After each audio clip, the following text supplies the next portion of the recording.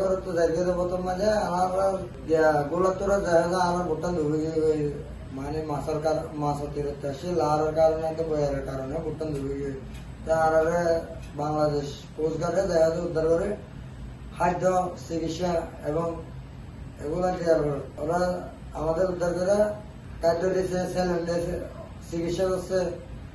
আমরা ওদের কাছে আমাদের কৃতজ্ঞতা জানাই।